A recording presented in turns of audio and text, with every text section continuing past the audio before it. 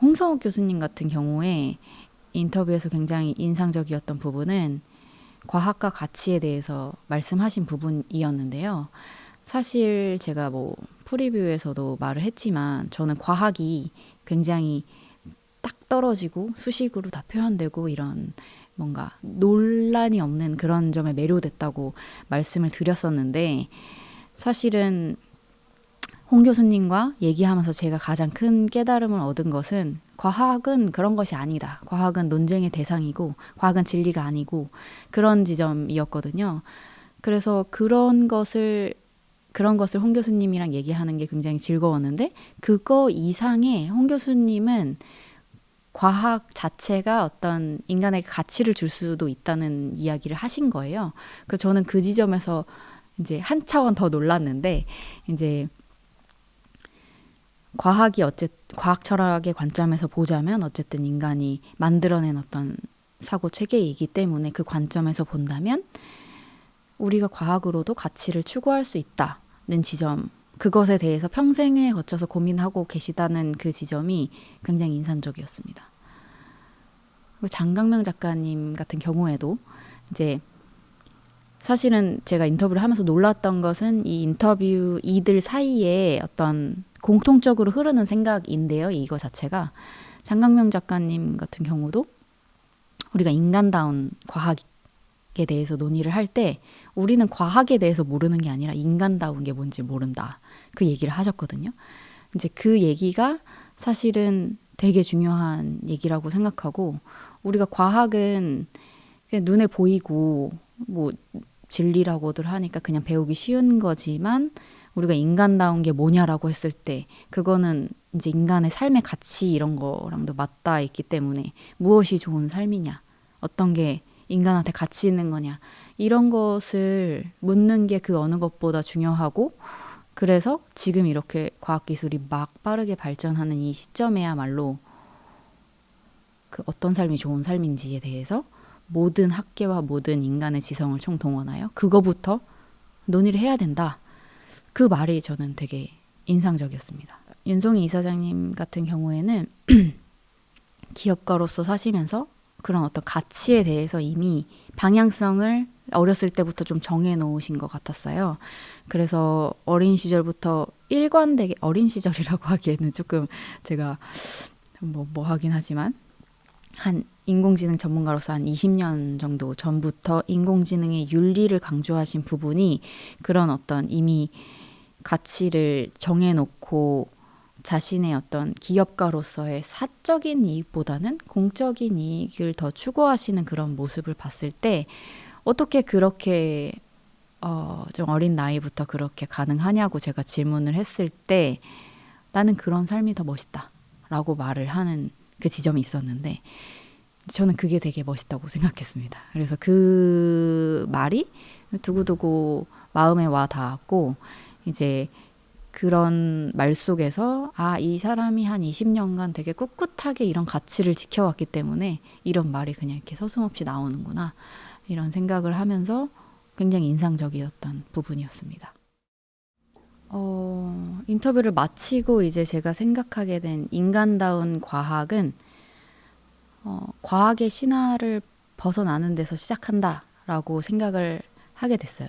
이제 제가 처음에 인터뷰를 한 거를 저도 보면서 과학이 이래서 좋았어요 라고 말하는 그 지점을 보고 역시 나는 옛날부터 과학 지상주의자였구나 라고 생각을 하게 됐거든요. 과학이 항상 명확하게 답을 주고 이 세상은 다 불확실한데 나한테 유일하게 답을 주는 그런 학문인 것 같았는데, 사실은 지금 기술의 시대에는 그런 태도를 버려야 된다고 생각을 하게 됩니다. 인간다운 과학이라고 할 때 그 인간다움을 어떻게 추구해야 되냐면 과학을 근본부터 의심해야 된다고 생각을 해요. 그래서 과학이라는 건 이제 제가 인터뷰한 3명의 그 인터뷰에도 다 공통적으로 나오는 말인데, 어쨌든 시대에 따라 다르고 상황에 따라 달라지는 거다라는 인식을 해야 됩니다.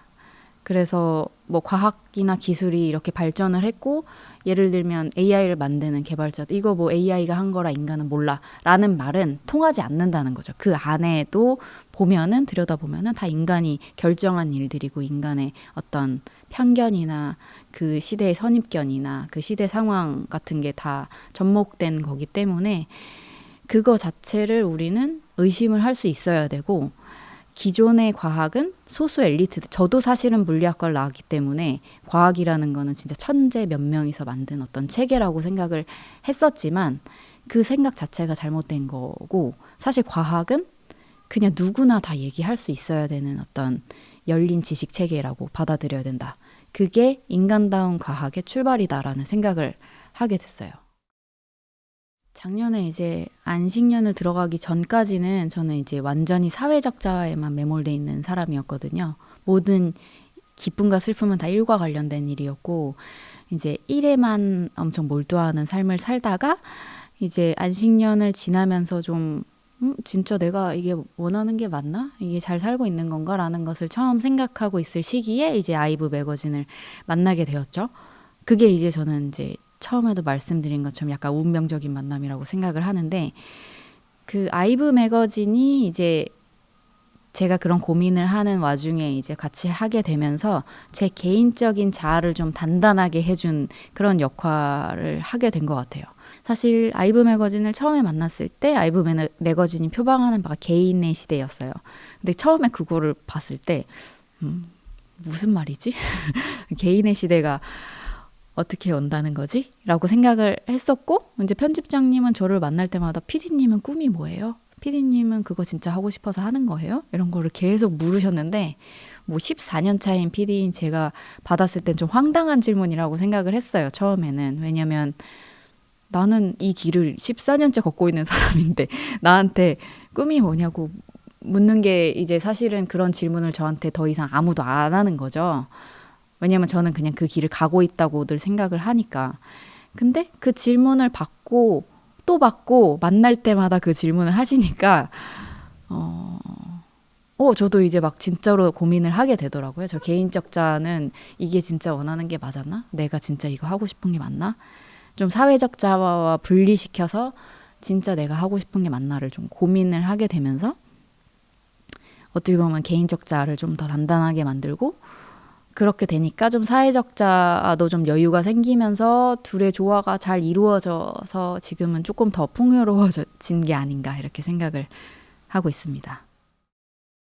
PD 이미솔로는 앞으로도 과학의 영역에서 재밌는 이야기거리를 찾아서 방송 프로그램을 잘 만들 거라고 생각을 합니다. 그리고 그 개인적 자아로서의 저는 요번에 이제 안식년과 이 아이브 매거진을 통해서 좀 깨달은 반데, 좀 새로운 시도들을 많이 해보려고 생각을 하고 있습니다. 그러니까 제가 뭐 방송 프로그램을 만들 때 가둬뒀던 과학이라는 영역도 이제 풀어주고, 뭐 방송 영상 문법 이런 것도 풀어주고, 그렇지만 저는 개인적으로든 사회적으로든 영상을 만드는 거에 굉장히 재미를 느끼고 이걸 업이라고 생각하는 사람이기 때문에 훨씬 더 다양한 새로운 시도들을 하는 영상들을 만들고 싶어요.